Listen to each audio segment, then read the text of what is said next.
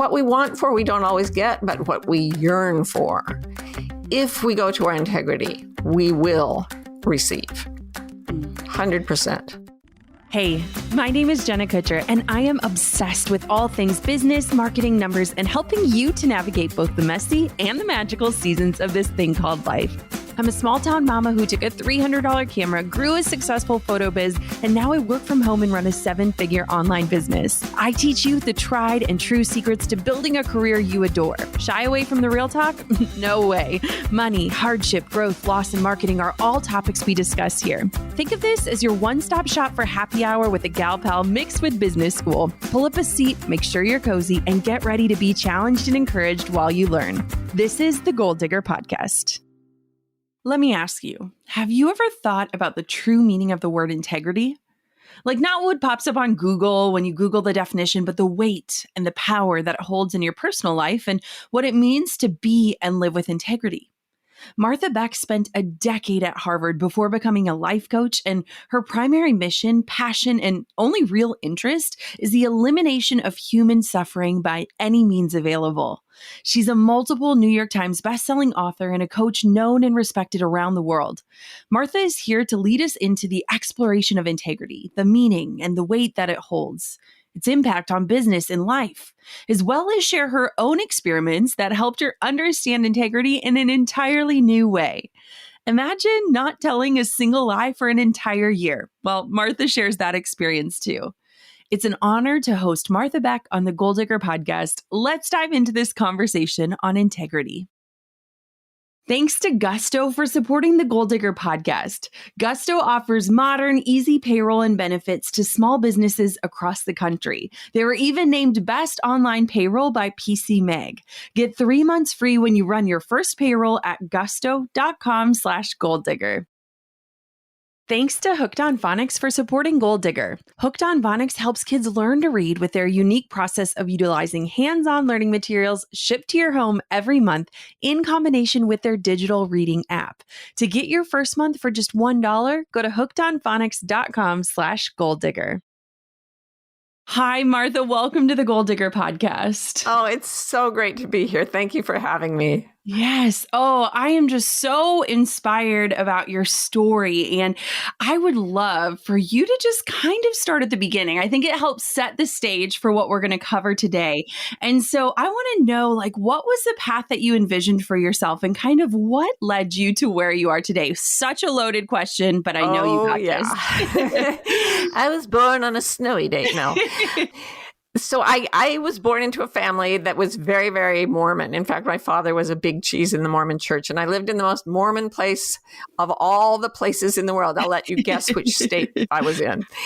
And my father was also a professor. So I grew up thinking, be a really good Mormon and be a professor. So at 17, I went off to Harvard and I got 3 degrees there. And I was like gunning for the top, high achiever. Halfway through my PhD program, I'd gotten married, had a baby, and then my second child was diagnosed with Down syndrome at almost 6 months pregnant. So I had like 2 weeks to decide whether to terminate very, very late or not. And I'm very pro-choice. I do not think this is the right answer for everyone, but in my heart, I was already bonded to the baby. Mm-hmm. So instead of thinking, oh, this can't be. Now, all my advisors told me, you're throwing your career away. The doctors at the Harvard University Health Services told me it was like having a malignant tumor and not letting them take it out. Ugh. And yet, at 25, Mormons marry and very young at very early ages.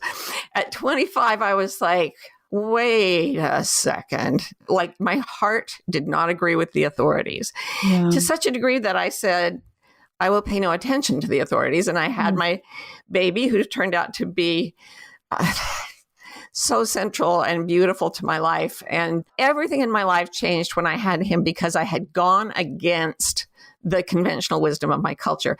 But I was really scarred. So I went back to Utah, where everyone would agree with my choice. And there I discovered that I didn't believe in Mormonism.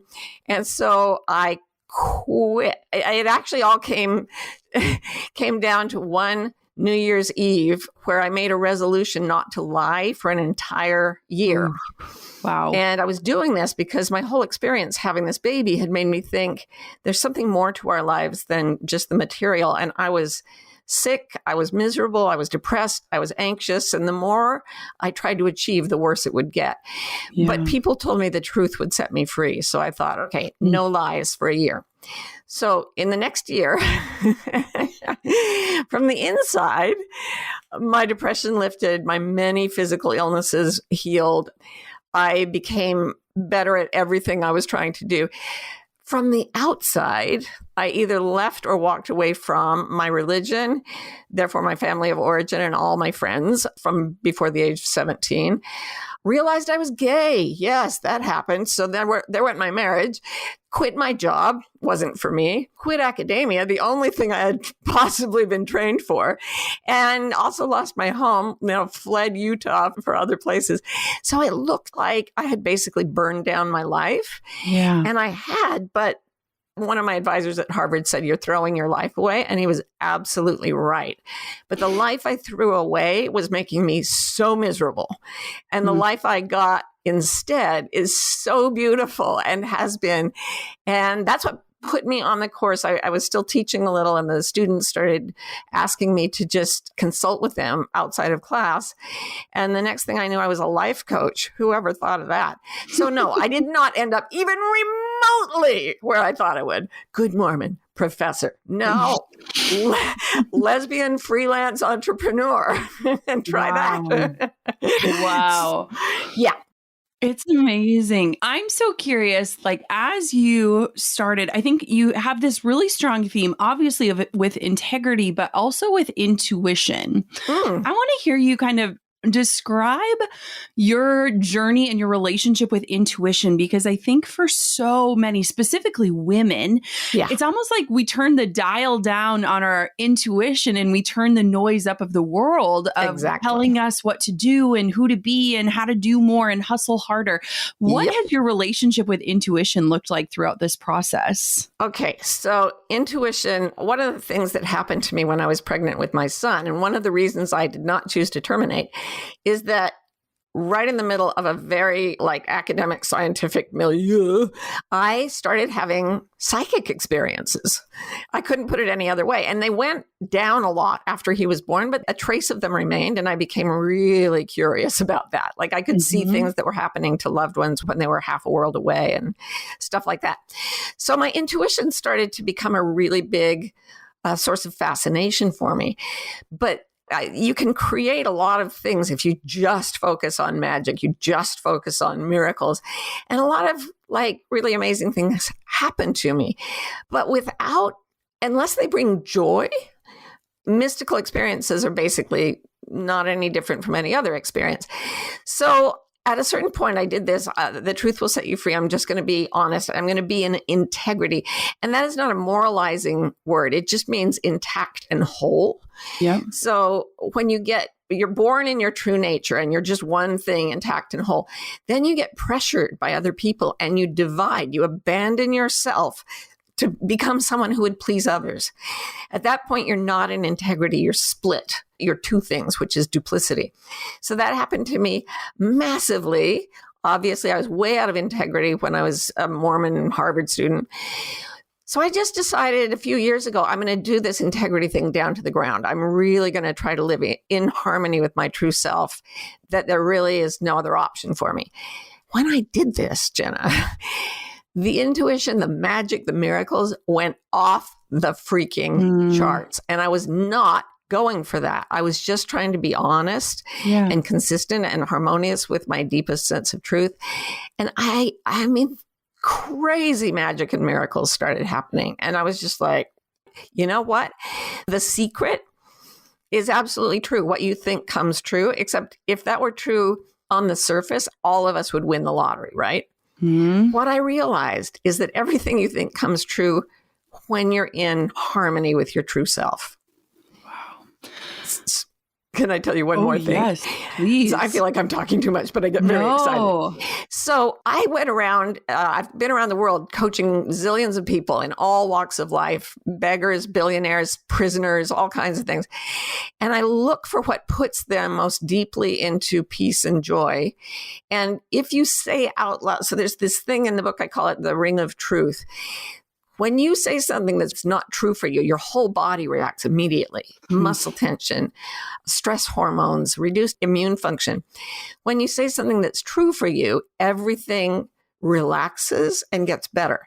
So if you just say out loud or in your head the phrase, I am meant to live in peace, like just say it for yourself right now. I am meant to live in peace. So anyone listening, just say that.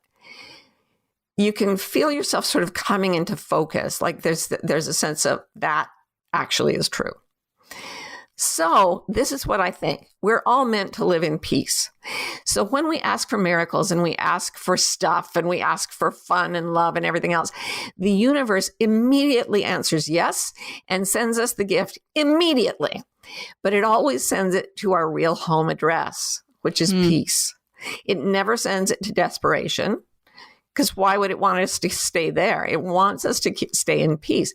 So when you go into integrity, so peace is our home, integrity is our way to it, and everything we long for meets us there. Wow.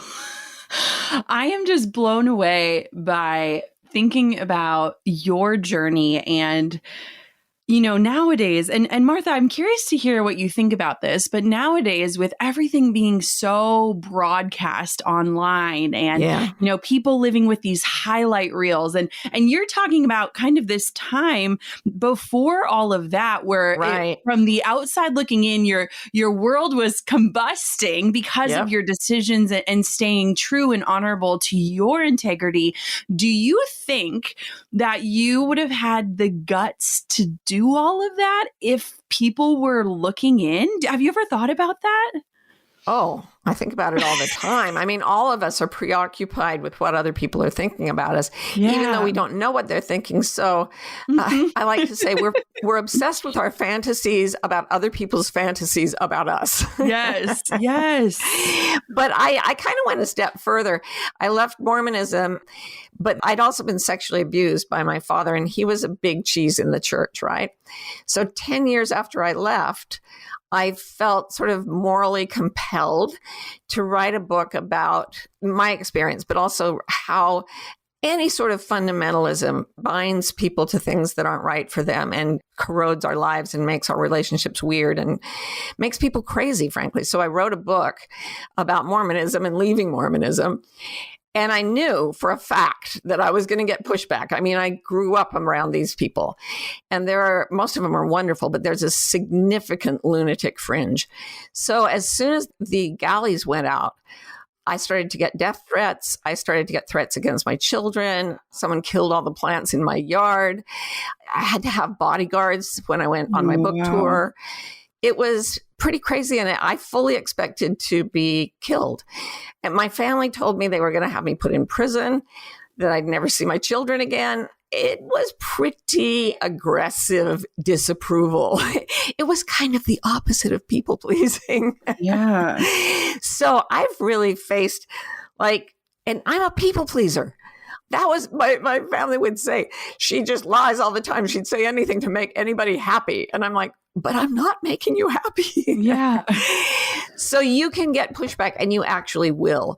If your true nature matches what your culture is telling you, your culture, your family culture, your ethnic culture, your national culture, whatever, then everything goes swimmingly. But when your nature takes you away from your culture will fight you. And the people who are attached to that culture will disapprove. They will fight you.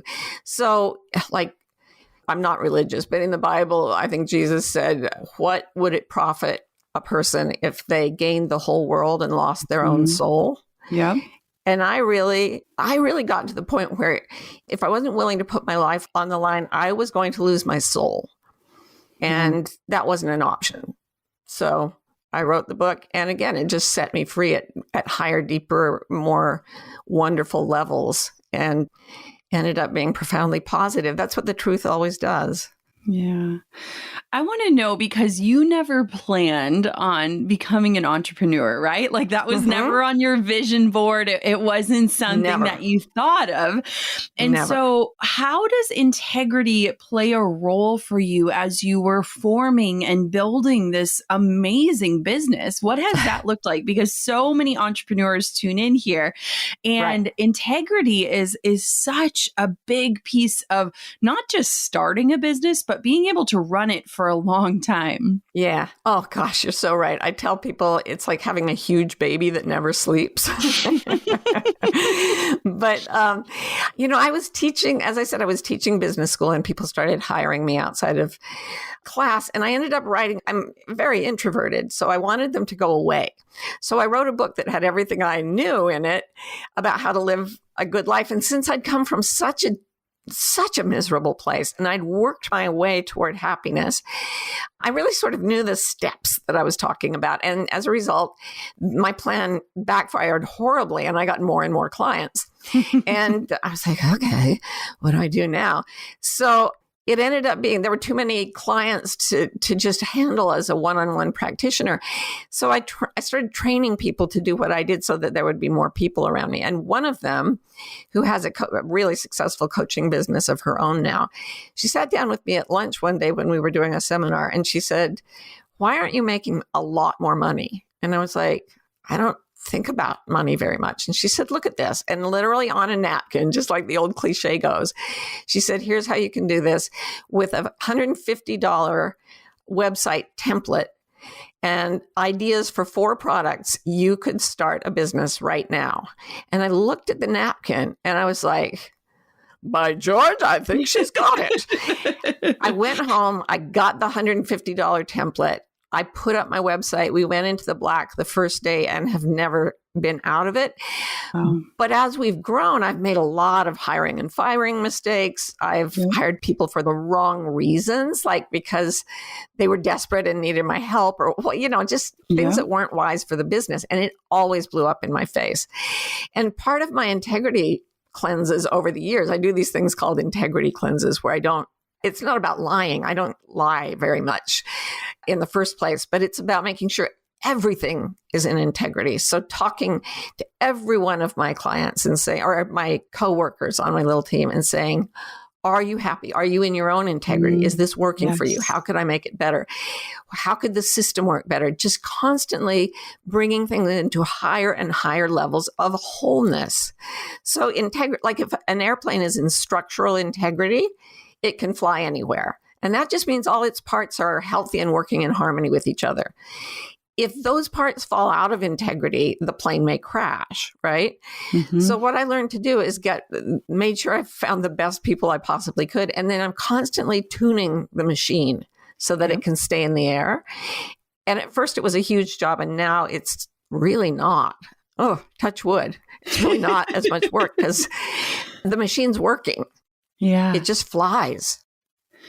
So I want to know, because you said something and it really caught my attention, but you said, when you've made the wrong decisions, and I think so many entrepreneurs have made so many mistakes, and we're like, how many times of those big mistakes have you known deep down, like your intuition was telling you to do something differently or go the other way, and you didn't listen? Because I think a lot of times our intuition can really be that voice in our life. But when it comes to business, we look for like solid information, strategies, blueprints, all these things. And it's easy, especially as women, for us to lose that touch that we have with intuition.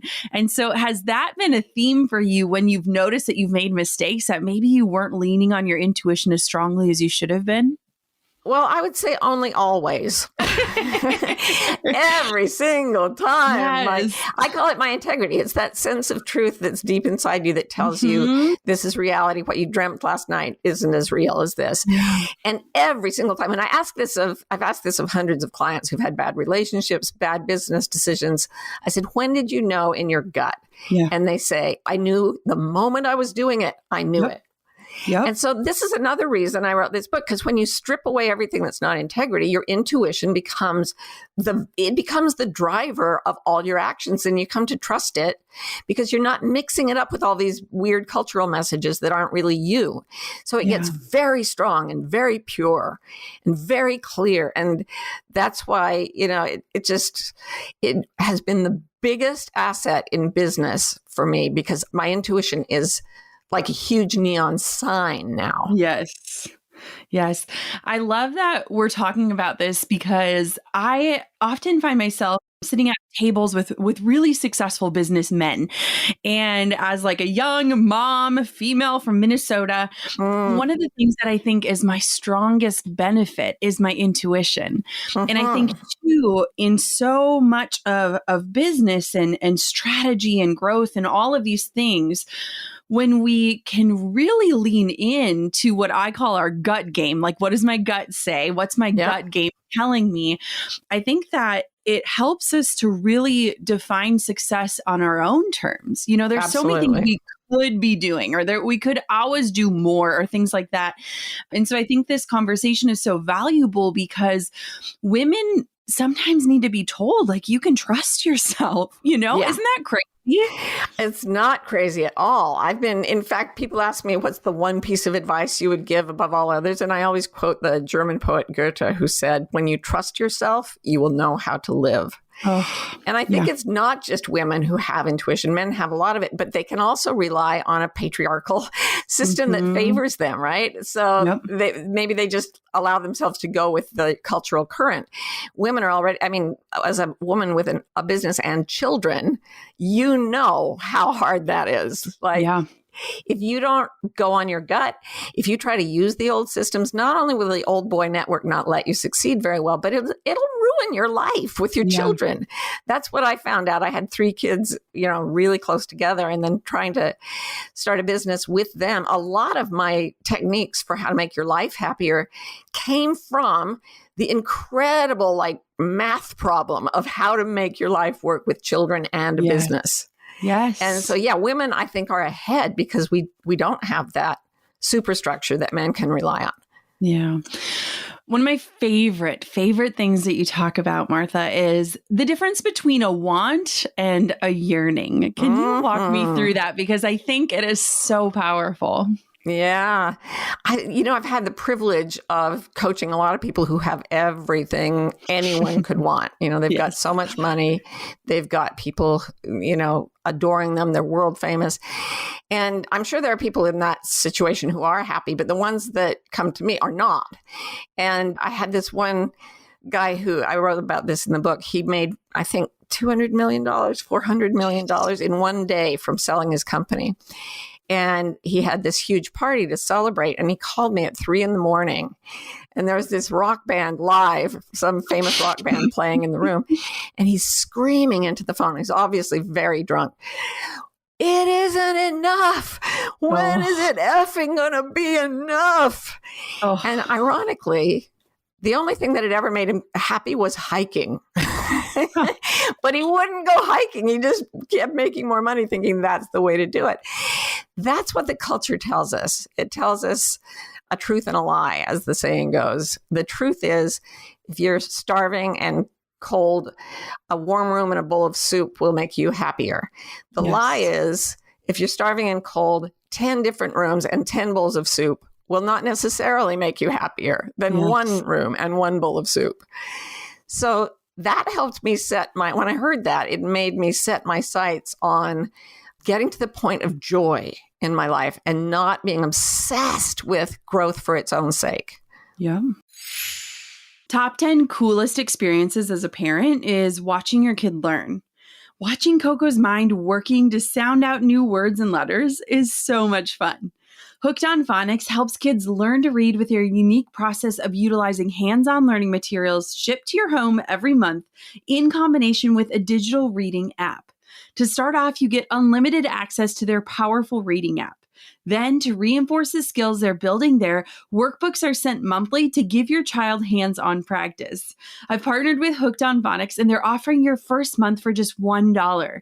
Head to hookedonphonics.com/goaldigger. Now, Coco is young, yes, but the pre-reader steps are introducing her to lowercase letters with rhyming games and flashcards. And watching her confidence grow with each new letter is just so special. Give your child the confidence that reading brings with Hooked on Phonics. To get your first month for just $1, go to hookedonphonics.com/goaldigger. That's just $1 for your first month by going to hookedonphonics, phonics.com/goaldigger. When you decided to expand your team, you also expanded your responsibilities as a business owner, and that's often a new level of stress. Listen, if you're stressed about all the payroll and HR elements of running your business, then try Gusto. I've teamed up with Gusto, and they're offering you 3 months free when you run your first payroll at gusto.com/goaldigger. Gusto is an easy online payroll, benefits, and HR platform built for modern small businesses with all the management tools you need in one spot. Gusto automatically files and pays all state, local, and federal payroll taxes, plus the fast, easy-to-run payroll includes W-2s and 1099s for your team, as well as tools to manage health benefits, 401ks, and more for almost any budget. On average, running payroll with Gusto takes just 11 minutes, and you'll get 3 months for free when you run your first payroll at gusto.com/goaldigger. That's 3 months for free when you run your first payroll at gusto.com/goaldigger. So walk me through, I just resonated with this so deeply, the 4 common things that people yearn for. Because I forgot all about the yearning. No, this is perfect. I think that for so often when you think of things like vision boards or, we're scrolling Instagram or Pinterest and looking at all these perfect things, and happiness is not an exponentially grown thing. You don't experience double the happiness when you make double the money. And so talk to me about this, because I think that especially after the last year, if I think of your story and that personal turmoil you found yourself in when you really started leaning into that, I think that there has been this beautiful awakening over the last year while the world collectively went through something together. It was like the first time the world was experiencing something. Right. And I feel like when I think about what you talk about in the middle of the night, so many people, I could just close my eyes and feel people all across the world sharing these thoughts. So talk to me about this. So, and thank you for bringing me back to the question. Yes. I just sort of bounced off after a squirrel. I do have ADD. I've literally followed squirrels out of business meetings. Yeah, I really noticed early on that there's a difference between what we want, which is almost always money, and it's never enough. And what we actually deeply in our hearts yearn to experience. So I always say to people, make a list of things you want, and they list a house and a car and a lover and whatever. And then I say, okay, when you wake up in the middle of the night and you can't go back to sleep, what do you yearn for? And almost everyone, from the very poor clients that I've had to the richest, say, I yearn for peace. I yearn for freedom, for love, for belonging. So there are 4: peace, freedom, love, and joy. And when I start asking them to list all the things that bring them peace, freedom, love, and joy, they invariably make me a list of things that don't cost any money. Yes. And what I've found is that, the way your presents are waiting for you in peace, you get a lot of the stuff you ask for. Don't get me wrong. I've had the experiences and the objects that I lusted after in my life. They all met me once I went to peace, but I didn't get everything I wanted because not everything I wanted was true for me. I wanted tenure in a big college, and that would have been horrible for me. So what we want for, we don't always get, but what we yearn for, if we go to our integrity, we will receive 100%. I think that's so beautiful. And I think that so many of us have been, asking those hard questions in the dead of the night. And I think that, looking at this last year and kind of having that pause button hit for us, right? Where you've been given this opportunity to really pause and to take kind of an inventory of what's working and what's not working and what do we need more of. And I just think it's such a beautiful reset, because how many of us go through life and we're like, when things slow down or, Exactly.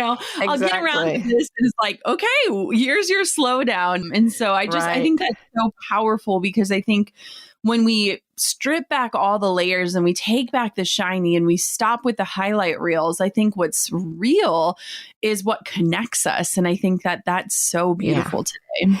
Yeah. Pascal said, all our misery comes from the fact that we are unable to sit quietly alone in a room. Wow. And all over the world, people were forced to do that. And what comes up at those points is what's really working in my life and in the world, what's really not working in my life and in the world. Yeah. So we're in this incredible, in fact, I'm creating a little curriculum right now for a 6-week program that we'll launch this summer about how do you take the shambles of what your culture was, the way we used to live. It's all been broken up in pieces, right? Yeah. How do you take the pieces and reconfigure them into something that is absolutely ideal for you? Instead of going back to the way things were done before COVID, and certainly not always keeping the way things are done during the lockdown, but there are positives and negatives to both. Take the positives, construct something new. That is the essence of all creativity. And this is an incredible opportunity to create something instead of just being passive floaters in culture, right? Yeah. I think that's a perfect segue, because I want to circle back to your story. And what was it like when you decided to kind of blow up your current life and leave it behind?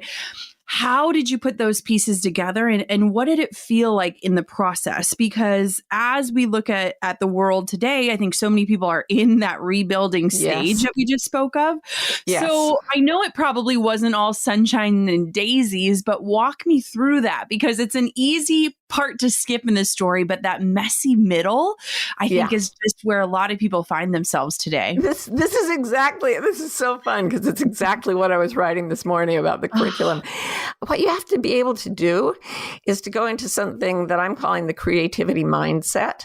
And this whole course is about, you have to create anything, to create a pot holder or to create a new society. You have to get into this place in the mind and literally in the brain. I just talked to Jill Bolte Taylor, the woman who, have you seen her TED Talk? She lost half her brain to a stroke and then built it back.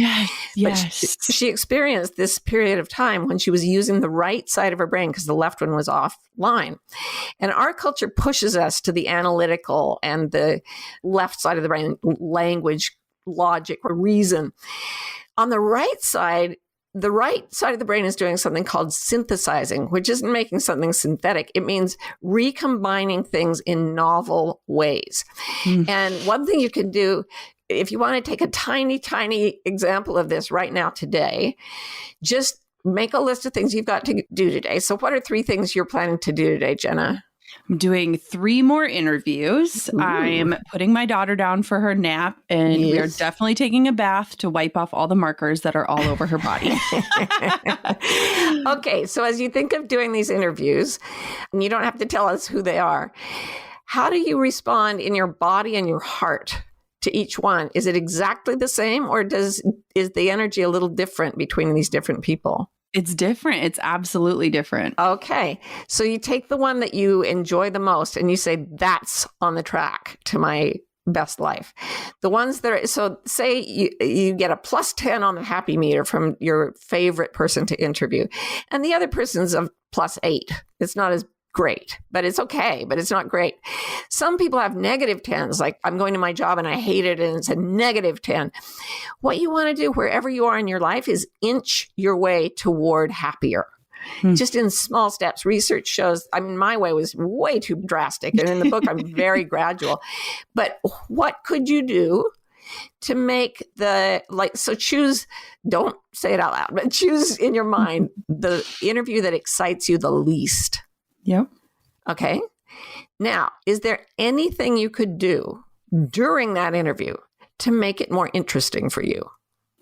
Well, even today, I'm standing and recording so that my presence is just a little bit different because I'm pregnant and got to keep that energy up. So I wanted to shift the environment a little bit to keep my energy going. Brilliant. Oh my God, you just reminded me when I was recording the audiobook, The Way of Integrity, I was starting to not like doing it. My voice was getting hoarse and whatever. And then I started waving my arms around alone in this isolation. And immediately my voice loosened up. So I was sitting there like a maniac. I mean, it was all COVID, right? So I never even saw the director. I'm in this booth by myself, just waving my arms like mad because it made my whole voice opened up when I did that. So like weird stuff like that can come in to shift, like you can shift your environment to make this least interesting interview a little more interesting, right? Does that sound doable? Yeah, absolutely. So that means it's closer to your integrity to do it that way. The way we experience integrity is as wholeness, joy, delight in the body, heart, mind, and soul. So you just I call them 1 degree turns. If you're flying an airplane 10,000 miles and every couple of hours you shift 1 degree north, you won't even really notice the difference, but the plane will end up in a very different place. Yes. So just make a few 1 degree turns, just a little, and do it every day. And just watch what happens. I love that it's just this gradual. You know, I think so often we want to make these drastic changes and then we feel guilt and shame around our inability to follow through on them, right? Right. Like how many of us are on that cycle where it's like, I'm never going to eat another carb in my life. And then by 3 p.m. we're digging in and then we feel terrible about ourselves. And so I love the gradualness because I think that is something that we often underestimate. And always say, I mean, I talk to myself as if I'm a stray animal or something. Like, okay, I'm going to do this today. Oh, that feels a little hard to you? Okay.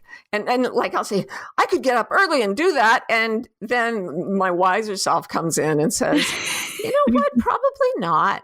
You know how it goes when you don't rest enough. Yes. So there's this wisdom that you get from your I keep saying integrity because that's how I label it. But there's a wisdom that comes from it. Call it your higher self.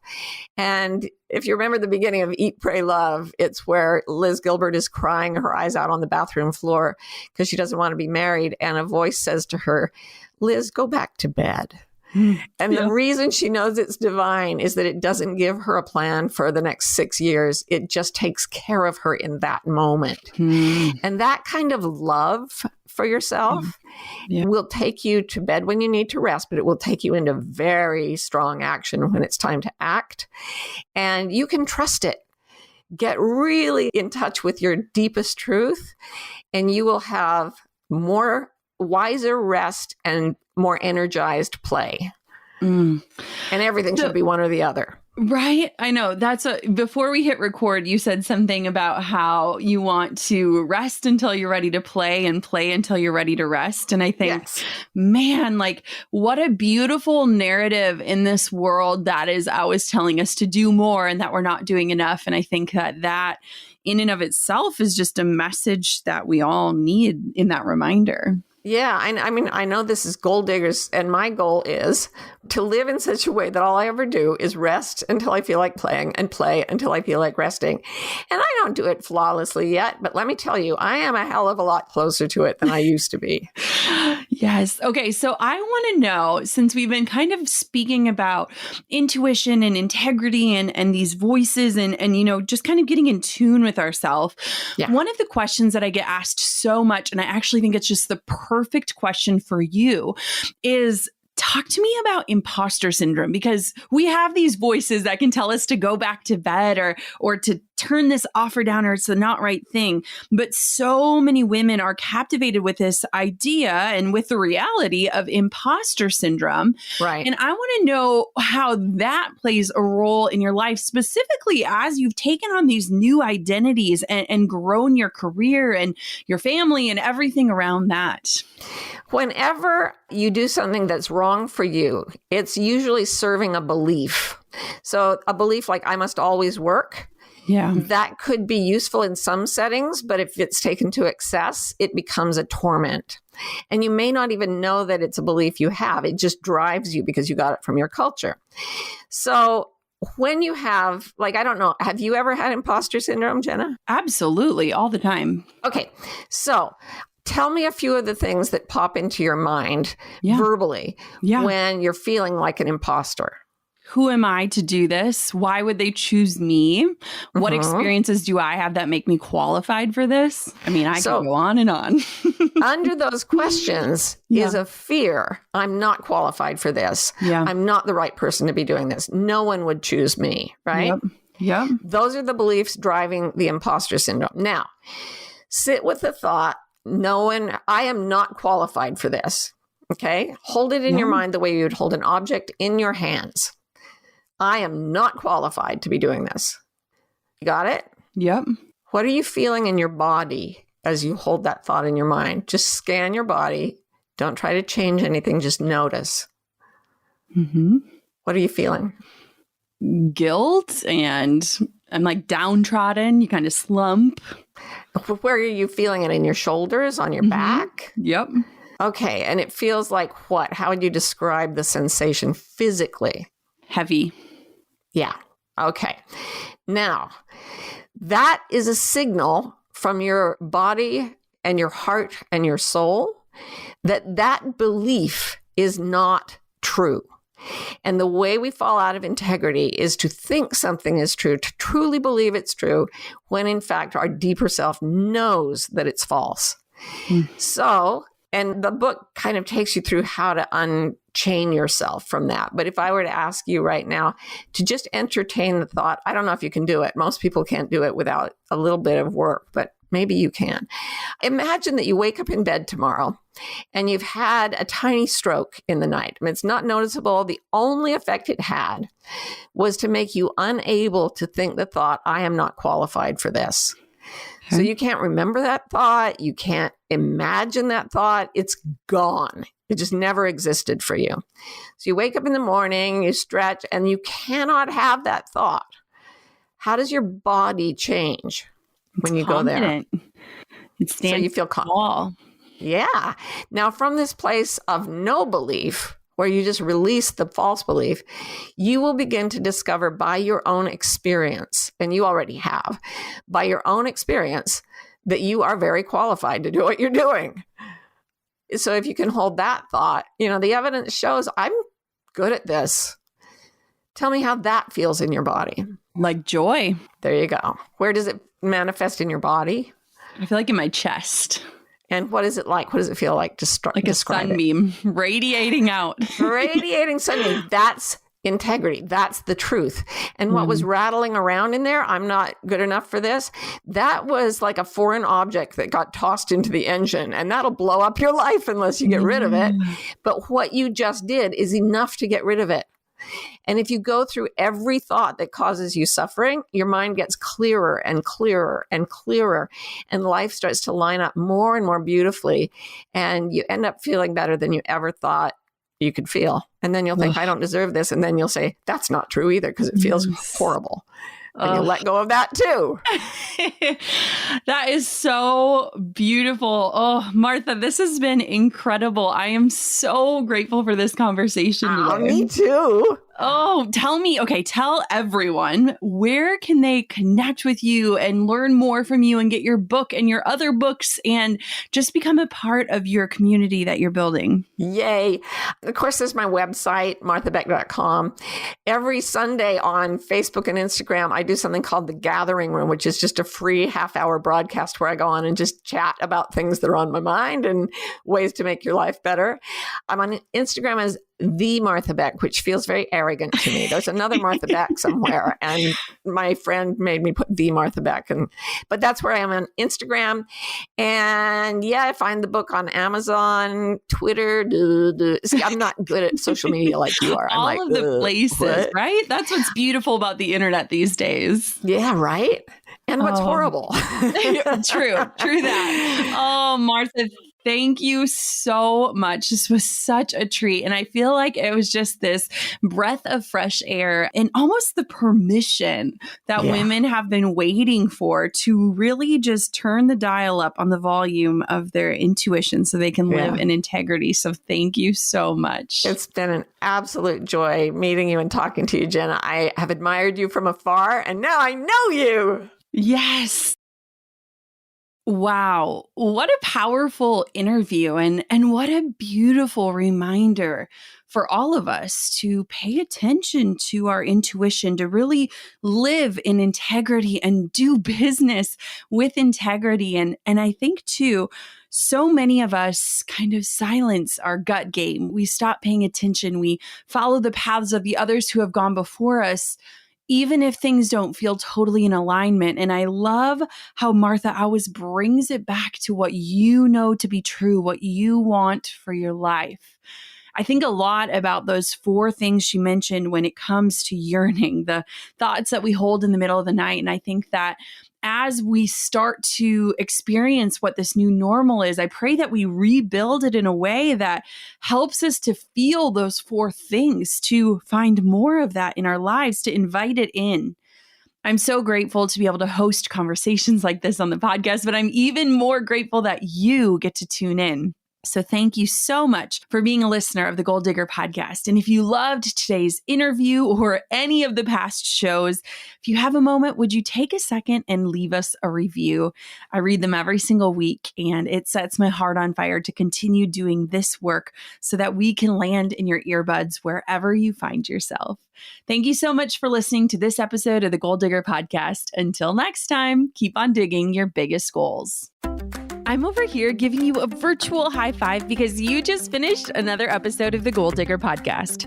Did that go by way too fast for anyone else? If you want more, head over to goaldiggerpodcast.com for show notes and all the discount codes from today's sponsors. And if you're looking for a new crew of movers and shakers like you to bounce ideas and ask questions, be sure to join my exclusive community for Goal Diggers on Facebook. The link's waiting for you at goaldiggerpodcast.com.